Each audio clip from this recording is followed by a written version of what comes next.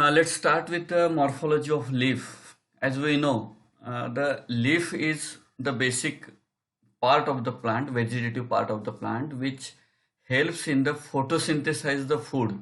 Means without leaf, it is not possible to plant to produce a food. So that's why it is a important organ for the plant.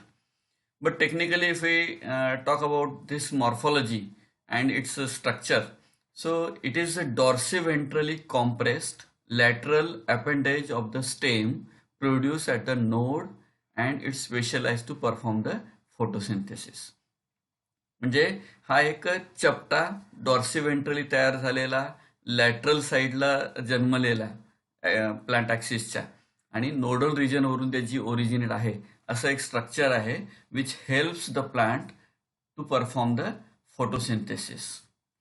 Now, this leaf, as we know, almost all leaves are green, but also we find some plants where there are the leaves are not green. They may be brownish, pinkish, or blackish, black green, like this.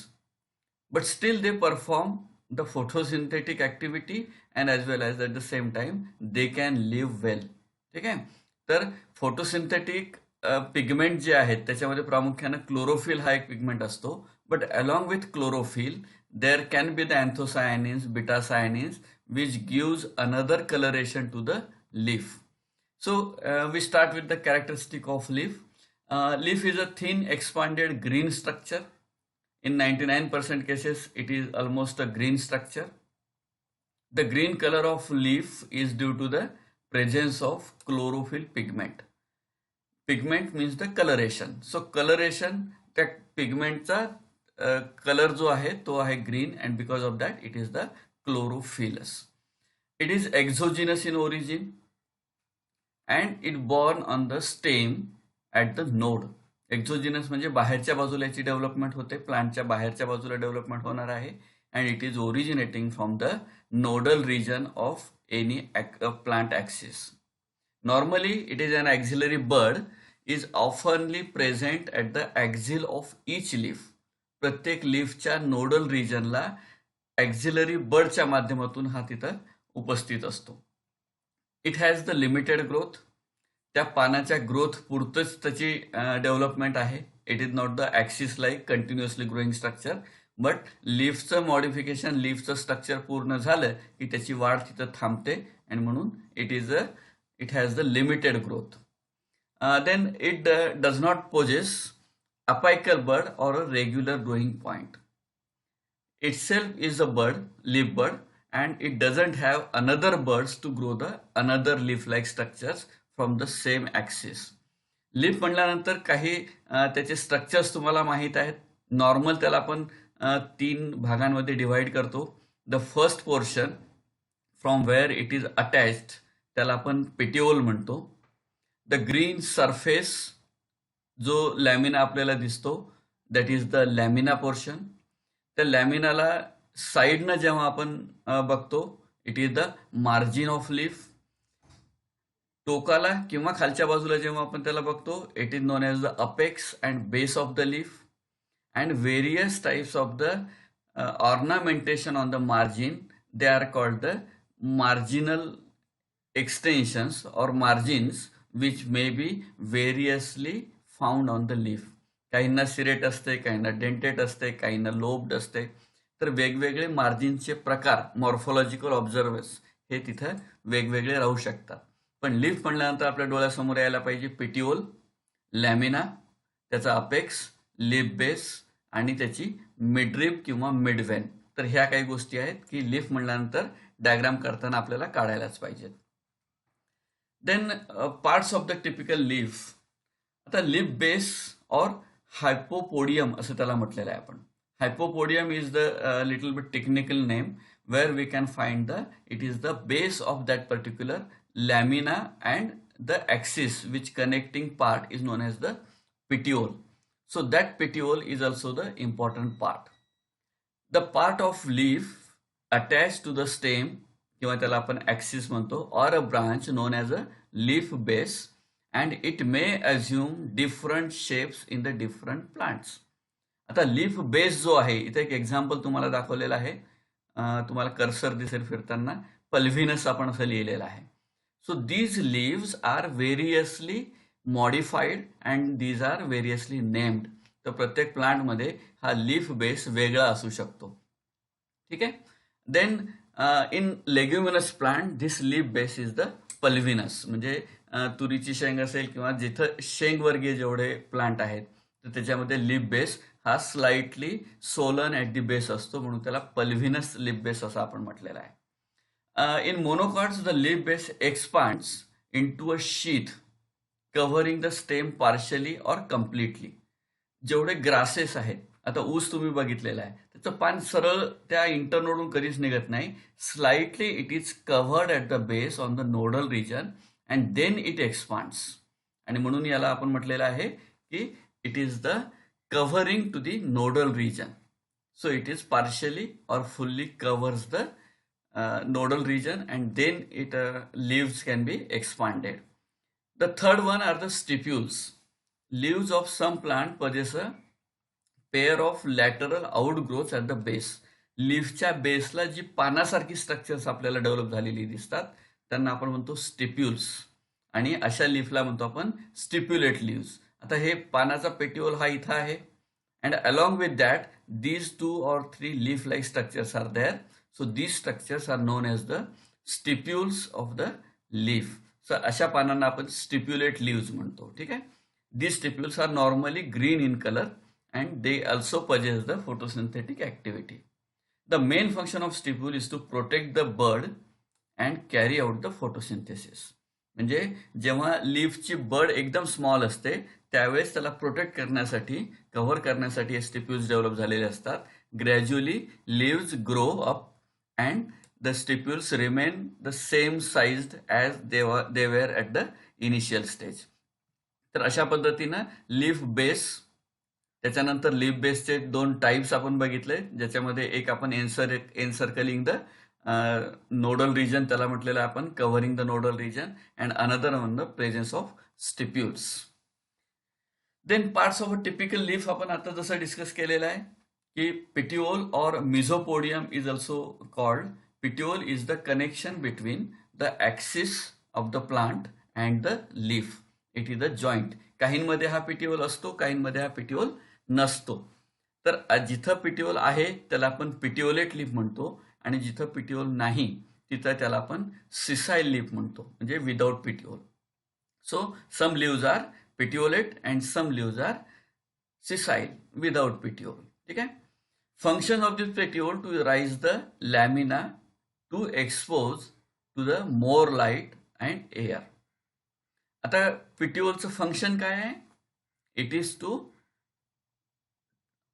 Forward towards the light the leaf lamina.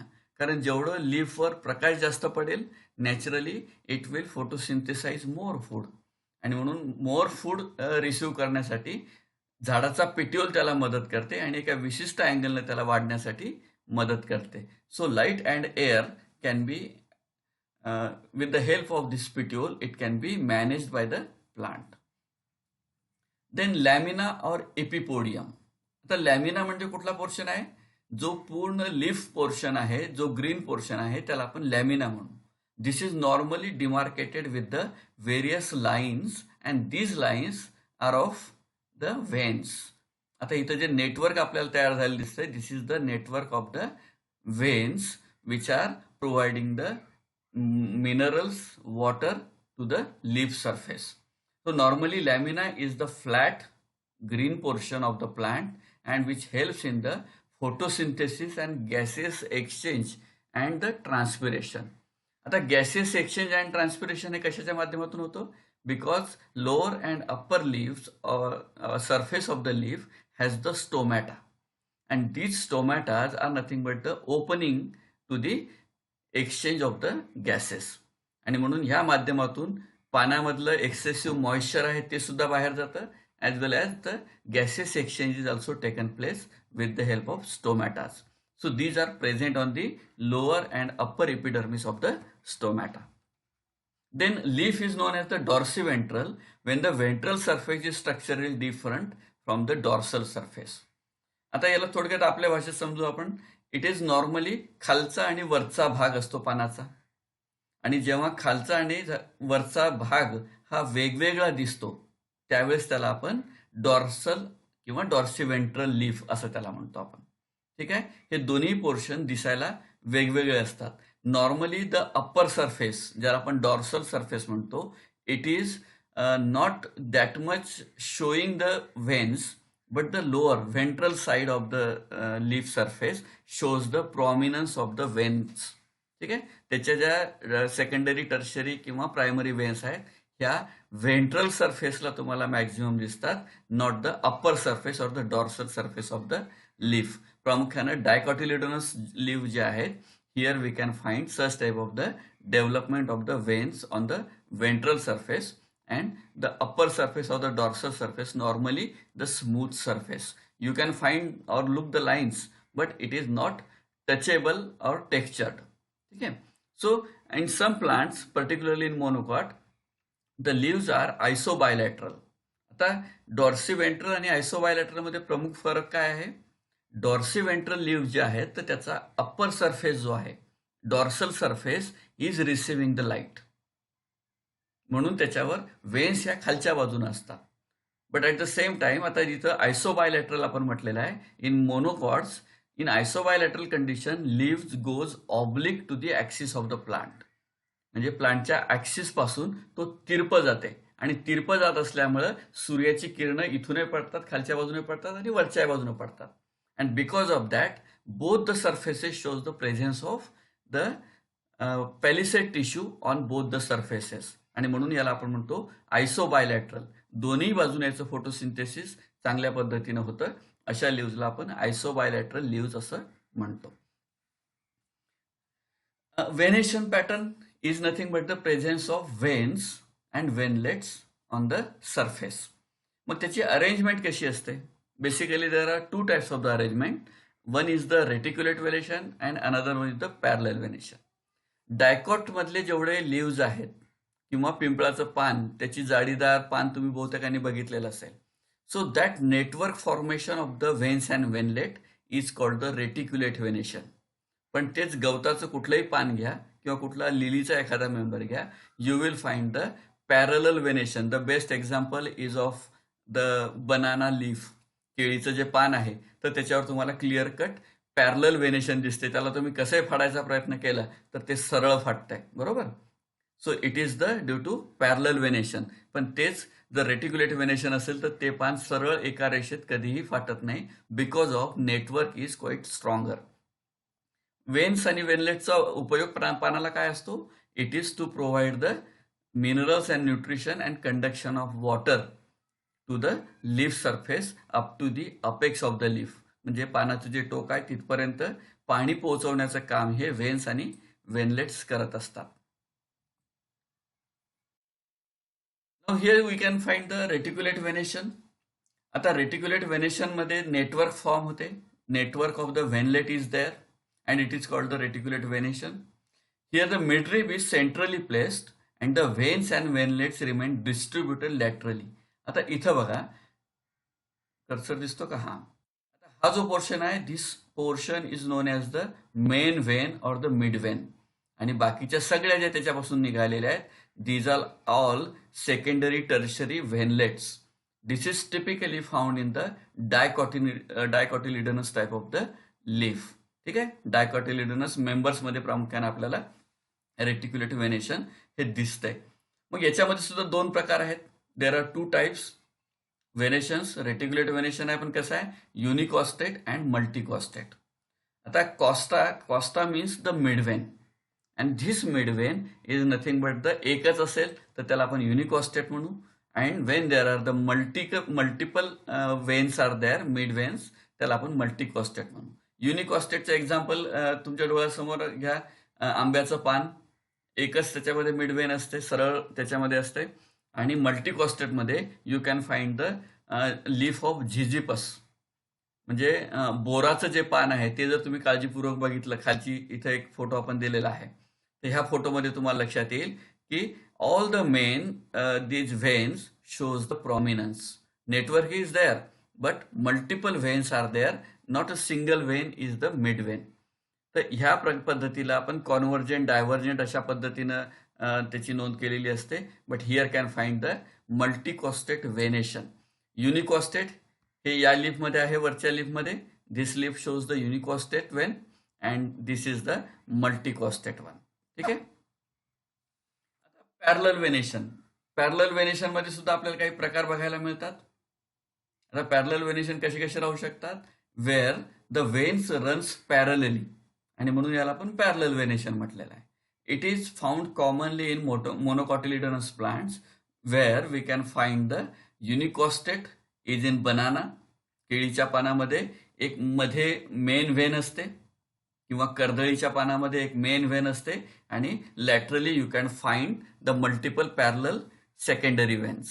तर हे युनिकॉस्टेट in parallel venation.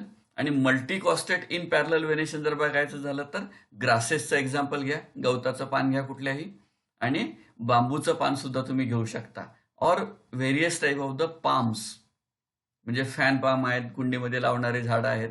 तर अशांमध्ये सुद्धा आपल्याला हे मल्टीकॉस्टेट venation, parallel venation हे बघायला मिळतं.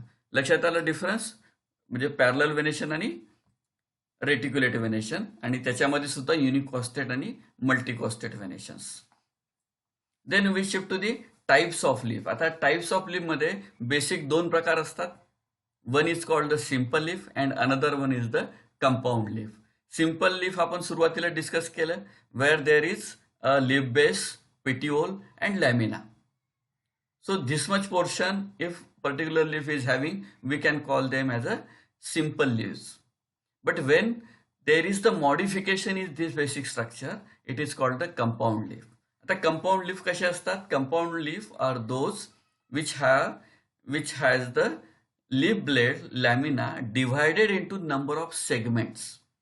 म्हणजे ह्याच भागाला जर आपण विचार केला, पिन्नेट लीव्हला जर आपण पिन्नाला आपण विचार केला, so every veinlet is get divided into a simple leaf like structure, आणि म्हणून त्याला लीफलेट किंवा आपण पिन्नी असा त्याचा उल्लेख करतो. And such leaves are called the compound leaves. These leaflets never bear axillary birds in their axil. कारण कंपाऊंड लीफमध्ये ती प्रॉपर्टी नाही. Multiple leaflets are being developed there. Simple leaf आणि कंपाऊंड लीफ लक्षात आलं इथे डायग्राम मध्ये. Simple leaf where one lamina is there, petiole is there and leaf base is there.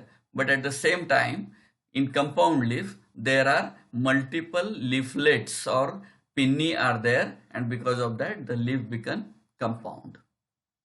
Then compound leaf is pinnately divided or the palmately. There are two types. So in pinnately divided leaves, we can find the multiple pinnaes are there. Pinnae हे त्याचा अनेक वचन, plural. So pinnately compound leaf, here we can found the laterally present on the axis called rachis, and which represent the midrib of the leaf. आता गुलमोहराचं पान प्रत्येकानं बघितलेलं, किंवा कुठल्या तरोट्याचं झाड आपण बघितलेलं आहे. So here we can find the leaves of various types. मग त्याच्यामध्ये युनिपिन्नेट आहेत, बायपिन्नेट आहेत आणि ट्रायपिन्नेट आहेत. आता युनिपिन्नेट, बायपिन्नेट आणि ट्रायपिन्नेट मध्ये डिफरन्स काय आहे? युनिपिन्नेट हॅव्हिंग ओनली वन रॅचिस. ठीक आहे, हा एक रॅचिस आहे आणि त्याच्यावर ह्या पिन्नीज डायरेक्टली अटॅच आहेत, आणि म्हणून याला आपण म्हटलं की युनिपिन्नेट. आता बायपिन्नेट मध्ये काय झालेलं आहे? बायपिन्नेट मध्ये आपण बघतो, here there is the two rachis, म्हणजे primary rachis and secondary rachis, आणि सेकंडरी रॅचिसवर हे पिन्नीज डेव्हलप झालेले आहेत. बरोबर आहे, सेकंडरी रॅचिसवर छोटी छोटी पानं आली, आणि म्हणून अशा स्ट्रक्चरला आपण म्हणतो बायपिन्नेट लीव्स. युनिपिन्नेट मध्ये एकच रॅचिस आहे, मेन रॅचिसवर डायरेक्ट लीव्स आलेत, म्हणून त्याला युनिपिन्नेट म्हटलं. आता मेन रॅचिसवर अजून एक रॅचिस आला, ज्याला सेकंडरी रॅचिस म्हणतो, आणि त्या सेकंडरी रॅचिसवर लिफलेट आल्यात, म्हणून त्याला आपण बायपिन्नेट म्हणू. आता ट्रायपिन्नेट मध्ये काय झालेलं आहे? हा प्रायमरी ऍक्सिस, त्याच्यावर हा सेकंडरी ऍक्सिस आला, आणि त्या सेकंडरी ऍक्सिसवर अजून एक टर्शरी ऍक्सिस आला, आणि त्या टर्शरी ऍक्सिसवर लिफलेट्स आले, आणि म्हणून त्याला आपण म्हटलं ट्रायपिन्नेट लीव्स. म्हणजे प्रायमरी याच्यामध्ये किंवा युनिपिन्नेटमध्ये एकच रॅचिस राहणार, बायपिन्नेटमध्ये दोन रॅचिस राहतील, आणि ट्रायपिन्नेटमध्ये 3 रॅचेस डेव्हलप होतील की ज्याच्यावर पुन्हा लिव्स डेव्हलप होणार आहेत. त्याच्यानंतरचं जे स्ट्रक्चर आहे 3 पेक्षा जास्त जेव्हा रॅचेस डेव्हलप होतात, it is called the decompound leaf. ठीक आहे, it is called decompound leaf नाव. आता कंपाऊंड लीफ मध्ये हे झालं सिंपल कंपाऊंड, युनिपिन्नेट, बायपिन्नेट, ट्रायपिन्नेट. त्याच्यामध्ये सुद्धा सेकंड पोर्शन आहे पामेटली कंपाऊंड लिव्स, म्हणजे पिन्नेटली कंपाऊंड लिव्स आणि palmately compound leaves. Now palmately compound leaves here the leaflets are palm like, म्हणजे तुमचा जसा हात आहे पंजाप्रमाणे ज्याची पानं असतात त्याला आपण पामेटली कंपाऊंड लीफ म्हणतो. ठीक आहे. देर is one common point from where the leaflets can be originated. आता याच्यामध्ये सुद्धा आपल्याला युनिपिन्नेट, युनिफोलिओट, फोलिएट, बायफोलिएट, ट्रायफोलिएट, क्वाड्रिफोलिएट आणि मल्टीफोलिएट असे वेगवेगळे स्ट्रक्चर्स बघायला मिळतात. जसं याच्यामध्ये युनिपिन्नेट, बायपिन्नेट, ट्रायपिन्नेट होतं, तर त्याच पद्धतीनं कंपाऊंड लीफमध्ये, पामेटली कंपाऊंड लीफमध्ये we can find the unifoliate leaf, bifoliate leaf, trifoliate leaf and the quadrifoliate leaf. आता युनिफोलिएट लीफमध्ये काय असणार आहे? Here we can find the only one leaf like structure, that is the unifoliate leaf. This is commonly found in the citrus, लिंबाचं तुम्ही पान बघितलेलं आहे. Then we shift to the another one is the bifoliate leaf. आता बायफोलिएट leaf तुम्ही commonly बघितलेलं आहे आपट्यामध्ये, परवालाच तुम्ही सोनं दिलं दसऱ्याला सगळ्यांनी एकामेकाला, that is the bifoliate leaf. Trifoliate leaf तुम्ही कोणाच्या मंदिरात जाता कडे, शिवाच्या मंदिरात जाता आणि तिथं बेलपान तुम्ही अर्पण करता. So that is the trifoliate leaf. Quadrifoliate leaf is the typical example of the pteridophytic Marsilea. जेव्हा तुम्ही मार्सिलिया स्टडी केलेला असेल त्याच्यामध्ये तुम्हाला क्वाड्रिफोलिएट लीफ हे बघायला मिळाले आहे. आणि मल्टीफोलिएट लीफ हे जे वर एक पान दाखवलेलं आहे सप्तपर्णीचं. So here we can find the multifoliate leaf, जिथं 7 पाने एकत्र येतात, याला आपण मल्टीफोलिएट लीफ म्हटलेलं आहे. म्हणजे कंपाऊंडमध्ये सुद्धा असे वेगवेगळे प्रकार आणि पिनेट याच्यामध्ये सुद्धा पिनेटमध्ये वेगळे आणि पामेटमध्ये वेगळे असे स्ट्रक्चर्स आपल्याला इथं बघायला मिळतात. हिअर द फायलोटॅक्सी नाव. Arrangement of the leaves on the axis is called the phyllotaxy. Phyllos and on the taxis. Taxis means the axis, आणि ॲक्सिसवर पानांची अरेंजमेंट याला आपण म्हणतो फायलोटॅक्सी. मग फायलोटॅक्सीमध्ये बेसिक 2 टॅक्सीचे प्रकार आहेत. One is the alternate phyllotaxy and another one is the opposite phyllotaxy. म्हणजे एकामध्ये पानं अल्टरनेट असणे आणि दुसऱ्यामध्ये पाने अपोजिट असणे. तर ह्या 2 कंडिशनला आपण अल्टरनेट आणि अपोजिट असं फायलोटॅक्सी म्हणतो. अल्टरनेट फायलोटॅक्सीमध्ये सिंगल लीफ असतंय and single leaf they are alternately arrange. म्हणजे एका पानाच्या अपोजिट पोझिशनला दुसरं पान येत नाही, ते या पद्धतीने येतं. तर अशा कंडिशनला आपण म्हणतो alternate phyllotaxy. But in opposite phyllotaxy they are opposite and forming at the nodal region. 2 leaves are the opposite. आता इथं आपल्याला अपोजिट हे लीव्ज दिसतात. एकाच पोझिशनला हे 2 पानं 2 बाजूला आलेली आहेत. हे वरचं जे आहे ते अल्टरनेट फिलोटॅक्सी आहे. दिसते का तुम्हाला? इथं बघा, दे आर अल्टरनेटली अरेंज्ड आणि म्हणून आपण अल्टरनेट लीव्ज म्हटलेलं आहे. Then it is the opposite type. आता अपोजिटमध्ये 2 प्रकार इथं आहेत, opposite decussate and opposite superposed. जेव्हा ते एकमेकाच्या वरच्या बाजूला असतील, एकमेकाच्या अपोजिट असतील, तर त्याला आपण अपोजिट, आणि राईट अँगल जर असेल तर त्याला अपोजिट डिकसेट म्हणतो. जसं रुचकीचं पान असतं, एक पेयर दुसऱ्या पेयरला 90 अंशाचा कोन तयार करते, तर अशा याला आपण अपोजिट डिकसेट म्हणूया. आणि दुसरी जी आहे सुपरपोज, त्याची पानं मात्र सरळ एकावर एक एकावर एक एकावर एक अशी झालेली दिसतात. फॉर एक्झाम्पल जामून लिव्स किंवा आपलं गावा म्हणजे पेरूचं झाड, ह्याच्यामध्ये ही आपल्याला superposed type of the opposite phyllotaxy ही दिसत आहे. तिसरी फिलोटॅक्सी जी आहे it is the whorled or the verticillate phyllotaxy. आता प्रत्येकाच्या घरी जवळपास कणेराचं झाड असतेच. कणेराच्या झाडामध्ये तुम्ही बघू शकता की एकाच ठिकाणी 3 पानं आलेली असतात, काही ठिकाणी तुम्हाला 4 पानं आलेली दिसतील, आणि gradually they can found the multiple leaves also. तर असे जेव्हा मल्टिपल लीव्स त्याच्यामध्ये असतात, तर कनेरामध्ये ही व्हर्ल फिलाटॅक्सी असते. याला तुम्ही अल्टरनेट म्हणू शकत नाही, याला तुम्ही अपोजिट म्हणू शकत नाही, ना याला तुम्ही सुपरपोज म्हणू शकता, ना याला डिकसेट म्हणू शकता. So this is the special type of the phyllotaxy where the axis of leaves become rotate, आणि म्हणून त्याला म्हटलेलं whorl type of the phyllotaxy. पानाचा ॲक्सिस हा बदलत असतो प्रत्येक नोडल रिजनला, and because of that it is the whorl phyllotaxy. ठीक आहे. Now we shift to the modifications of the leaf. आता मॉडिफिकेशन्स मध्ये जसं आपण रूटचे मॉडिफिकेशन बघितले, स्टेमचे मॉडिफिकेशन बघितले, याच्यामध्ये काय बघितलं की त्याचं जे बेसिक फंक्शन आहे ते तर त्याच्यामध्ये ते पूर्ण करतातच. They have to follow the basic function of the structure, root or stem. तर पानाचं सुद्धा बेसिक स्ट्रक्चर काय आहे? It is the photosynthesize. So photosynthesis may be the basic reason, but according to ecological condition, there may be the slight changes has been taken place. आणि म्हणून पहिलं आपण modification त्याच्यामध्ये बघूया, leaf spines. In some xerophytic plants like Opuntia, हे नागफणीचं झाड प्रत्येकाने बघितलेलं आहे. ठीक आहे. तर याच्यावर जे काटे असतात, आपण म्हणतो ना याचा काटा टोचला की फार वेदना होतात आणि फार मोठी जखम होते. So it is true. म्हणून याला आपण शक्यतो हात लावत नाही, बरोबर. तर Opuntia where the all stem is get modified into a leaf like structure. बरोबर आहे. म्हणजे हे आपल्याला दिसते समोर डोळ्यासमोर. तर जो ग्रीन पोर्शन आहे, तर तो ग्रीन पोर्शन काय आहे?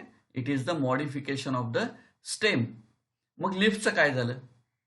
Here the leaves get modified and these leaves become spine like structures. म्हणजे जिथं स्टेमला प्रोटेक्शनसाठी राहायचं होतं तर त्यानं लिफ सारखं मॉडिफाय झालं, आणि त्याच्यामुळं पानांना मॉडिफाय होऊन काट्याचं रूप घ्यावं लागलं. आता एक परवाला तुम्हाला उदाहरण सुद्धा दिलेलं होतं की हे कशासाठी, काटे कशासाठी डेव्हलप होतात प्लांटवर? It is to protect from the grazing animals. आता जिथं स्कॅर्सिटी आहे, झिरोफिटिक एरिया आहे, जिथं पाणीच नाही, इथं जे मिळेल ते तिथली जनावरं खाणार आहेत. उंट असेल, बकऱ्या असतील, त्या परिस्थितीमध्ये राहणारी सगळी ऑर्गॅनिझम्स, तर ते जे असेल ते खाण्याचा प्रयत्न करतात. आणि म्हणून त्या पर्टिक्युलर झाडाला जगण्यासाठी, त्याला प्रोटेक्शन मिळण्यासाठी leaves get modified into a spine like structures. Even that stipules also become the smaller spines. आणि म्हणून असे स्पाइन्स आपल्याला बघायला मिळतात झिजिपस म्हणजे बोरीमध्ये, आणि त्याच्यासोबतच ॲकेशिया बाभळीमध्ये. म्हणजे ओपनशिया सोबतच स्टिप्युल्स मॉडिफाईड इंटू स्पाइन्स हे सुद्धा स्ट्रक्चर आपल्याला ह्या दोन याच्यामध्ये बघायला मिळतं. In modifications we also found the leaf tendrils. Yesterday we discussed about the stem tendrils, म्हणजे जे डायरेक्ट ॲक्सिस मधून डेव्हलप होतात आणि त्या माध्यमातून त्याचं टेंड्रिलमध्ये किंवा झाडाला वर चढण्यासाठी मदत होते. So here it is the modification of the leaf. आता हे लीफचं मॉडिफिकेशन आहे, कसं आपण म्हणणार? Because it is originated from the base of the leaf.